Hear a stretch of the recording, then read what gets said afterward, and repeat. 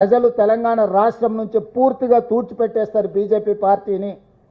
అందుకే ఈరోజు ఇట్లాంటి వితండవాదాలకు తావివ్వకుండా తెలంగాణ రాష్ట్ర ప్రభుత్వం అమలు చేయదలుచుకున్న 42% స్థానిక సంస్థల ఎన్నికల్లో రిజర్వేషన్ల బిల్లును కేంద్ర ప్రభుత్వం తక్షణమే ఆమోదించడం ద్వారా బలహీన వర్గాలకు అండగా నిలబడుతున్నామని వాళ్ళ పట్ల అభిమానాన్ని ప్రకటించుకోవాల్సిన అవసరం ఉంది. కాంగ్రెస్ పార్టీ డిమాండ్ చేస్తుంది.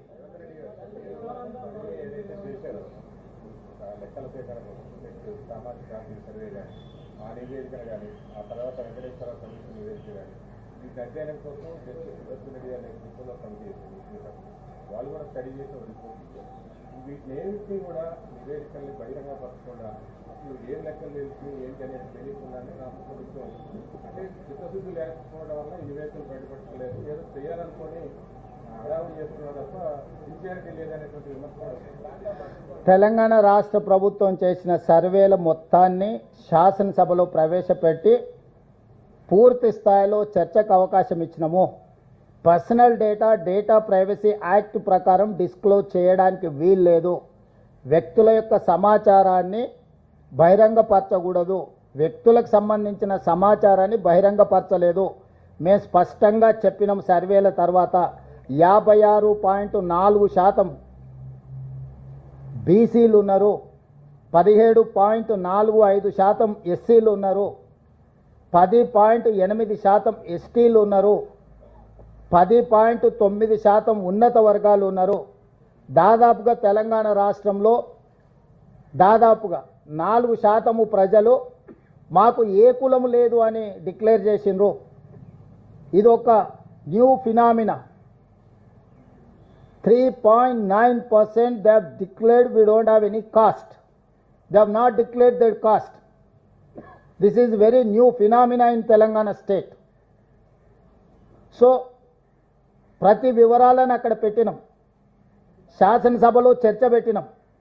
ఇప్పుడు మేమేమైతే ఇండిపెండెంట్ ఎక్స్పర్ట్స్ అడ్వైజరీ కమిటీ వేసినామో వాళ్ళు 3 రోజుల క్రితం నివేదిక ఇచ్చిండ్రు. ఈ నివేదికను మంత్రివర్గంలో చర్చించి రాబోయే శాసనసభలో ప్రవేశపెట్టి ప్రజలకు పూర్తి వివరాలను అందజేస్తాము. ఒక ఎక్స్పర్ట్స్ కమిటీ ఒక రిపోర్ట్ ఇస్తే ఆ రిపోర్ట్ను జస్ట్ లైక్ దట్ రోడ్డు మీద పెట్టడానికి వీల్లేదు. ఫస్ట్ మంత్రివర్గానికి చెప్పాలి. మేము అది బాధ్యత. మంత్రివర్గంలో చర్చించిన తర్వాత శాసనసభకు చెప్తాం. మేము శాసనసభకు జవాబుదారీతనము. ఏ లెక్కల ప్రకారం కూడా ముస్లింల లెక్కలన్నీ, హిందువుల లెక్కలన్నీ, ఇతర సామాజిక వర్గాల లెక్కలన్నిటినీ రాష్ట్ర ప్రభుత్వం తేల్చింది. ఈరోజు ఎవరికి ఎలాంటి అనుమానాలు లేవు. కొద్దిమంది రాజకీయ పార్టీ నాయకులకు మాత్రమే బీసీ రిజర్వేషన్లను అడ్డుకోవాలనుకునేటోళ్ళు మాత్రమే ఇట్లాంటి అనుమానాలు లేవనెత్తుతున్నారు. మళ్ళీ వానాకాల సమావేశాలు, శాసనసభ సమావేశాలు పెడతాం. మీ పార్టీలకు ప్రాతినిధ్యం ఉంది. మీరు సభలో చర్చించండి, ప్రశ్నించండి, వివరాలు అడగండి. మేము శాసనసభకు జవాబుదారీతనంగా పనిచేస్తాము. వీధి సమావేశాలలో మాట్లాడే ప్రతి మాటకు మేము జవాబు ఇవ్వలేము. భారతీయ జనతా పార్టీకి, బీఆర్ఎస్కు శాసనసభలో ప్రాతినిధ్యం ఉంది. వాళ్ళంతా సభలో వచ్చి వాళ్ళు మాట్లాడవచ్చు, వాళ్ళు అడగవచ్చు, వాళ్ళు అడిగిన వివరాలు ఇస్తాం. పర్సనల్ డేటా ఇవ్వడానికి వీల్లేదు. డేటా ప్రైవసీ యాక్ట్ ప్రకారం వ్యక్తుల యొక్క వ్యక్తిగత వివరాల గోప్యత రాష్ట్ర ప్రభుత్వం పాటిస్తుంది. ఇవ్వవలసిన సమాచారాన్ని మొత్తం సభలో ప్రవేశపెట్టినాం.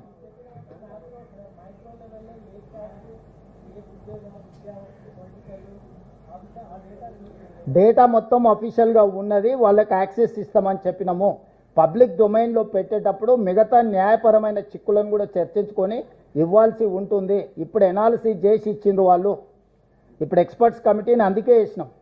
కంప్లీట్ డేటా ఎనాలిసిస్ చేసి ఇప్పుడు నేను ఎలా చెప్పగలిగిన 3.9% they have declared as a no caste.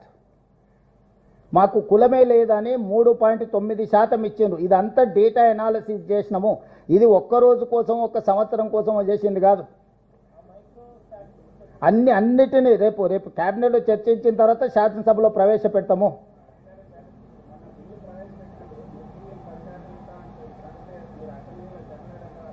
ఏంది ఎవరు చెప్పిన? ముస్లింలకు అసలు రిజర్వేషనే లేదు. మత ప్రాతిపదికన 0 రిజర్వేషన్. అవగాహన రాహిత్యంతో మాట్లాడుతున్నారు. ముస్లిం ప్రాక్టీస్ మతం అనేది నీ ఆచరణ. హిందూ మత సాంప్రదాయాలను పాటించే వాళ్ళు ఉన్నారు, ముస్లిం మత సాంప్రదాయాలను పాటించే వాళ్ళు ఉన్నారు, సిక్కు మత సాంప్రదాయాన్ని పాటించే వాళ్ళు ఉన్నారు, జైన్ మతాన్ని పాటించే వాళ్ళు ఉన్నారు, క్రిస్టియన్ మతాన్ని పాటించే వాళ్ళు ఉన్నారు. ఎన్నో రకాల మతాలను సాంప్రదాయాలను పాటించే వాళ్ళు ఉన్నారు. బౌద్ధం కూడా స్వీకరించిన వాళ్ళు ఉన్నారు. ఇవన్నీ మాకు ప్రాతిపదికనే కాదు, వెనుకబాటుతనమే ప్రాతిపదిక. Socio economic, education, employment, political and caste survey ఇది.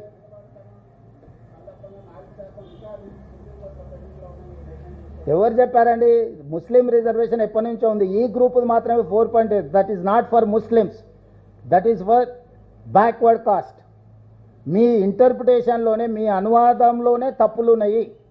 గతంలో ఏబిసిడి ఉండేది, ఇప్పుడు ఈ యాడ్ అయింది. ఏబిసిడిలో దూదేకులు ఎప్పటి నుంచో రిజర్వేషన్ ఉంది, మీకు తెలుసు కదా? తెలుసా మీకు?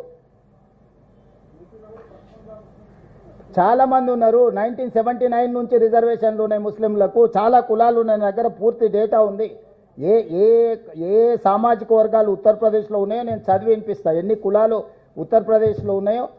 అంటే బీజేపీ వాళ్ళు మొండివాదన, తొండివాదన చేయడానికి బయలుదేరారు. మధ్యప్రదేశ్లో 87 కులాలు ఉంటే దీంట్లో దాదాపుగా వీళ్ళకు 38 కులాలు ముస్లింలకు సంబంధించిన ఉపకులాలు బీసీ రిజర్వేషన్లు అనుభవిస్తున్నారు మధ్యప్రదేశ్లో. ఉత్తరప్రదేశ్లో 5 ముస్లిం కులాలు అనుభవిస్తున్నారు. ఫకీర్, మెమెన్, ముస్లిం కాయస్, హజాం, షేక్, సర్వారి. ఈ ముస్లిం కులాలు ఉత్తరప్రదేశ్లో నరేంద్ర మోడీ ప్రాతినిధ్యం వహించే రాష్ట్రంలో ఉన్నారు. గుజరాత్లో 28 కులాలు ఉన్నాయి. మొత్తం చదివినిపిస్తామంటే వినిపిస్తా.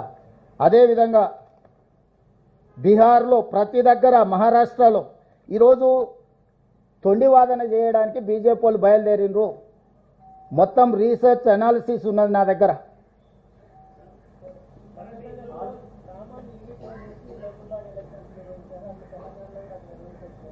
ఇప్పుడు చాలామంది చాలా చెప్తారు, నేను Telangana model పాటించమంటున్నా.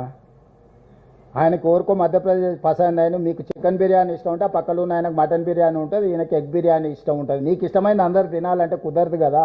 Telangana is one of the best model, latest model. Telangana is the role model for the country.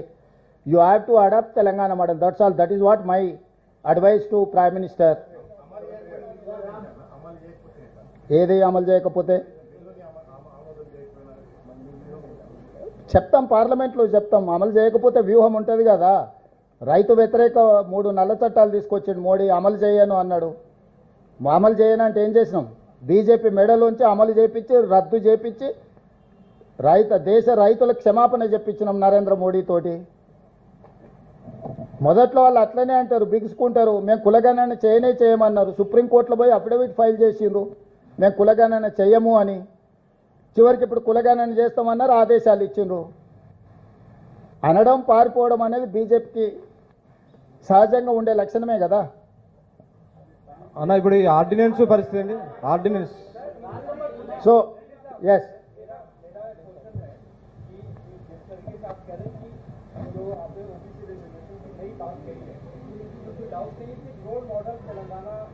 आज के दौर में निकल के सामने आएगा और ये राहुल गांधी भी लगातार सामाजिक न्याय की बात करते रहे।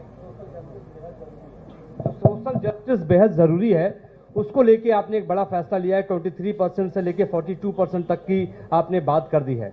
दिल्ली में कल आप पार्टी आला कमान के नेताओं से भी मुलाकात करने वाले हैं, जहां पे तमाम बड़े नेता शामिल होंगे। आपने पहले अपने भाषण में कहा कि सोनिया जी का विजन हम तेलंगाना में आगे लेकर बढ़ाएंगे। सोनिया अम्मा कह के हमेशा आप बुलाते हैं, उनको रहें।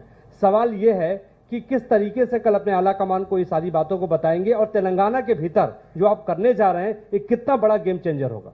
तो मैं एक बात साफ कहना चाहता हूं, इसीलिए हम तेलंगाना राज्य सरकार के तरफ से हमारे मंत्रीगण के साथ साथ हमारे लोकसभा राज्यसभा एमपीओ के साथ साथ कल हम लोग leader of opposition in Lok Sabha Rahul Gandhi ji से, leader of opposition in Rajya Sabha Mallikarjun खड़गे जी से कल सवेरे हम लोग मिलने वाले हैं। क्योंकि February 4, 2024 में हम शुरुआत किए, February 4, 2025 में हम कंप्लीट किए। जनगणना में जाति गणना हम लोग पूरे किए। इसीलिए तेलंगाना राज्य ने ये फैसला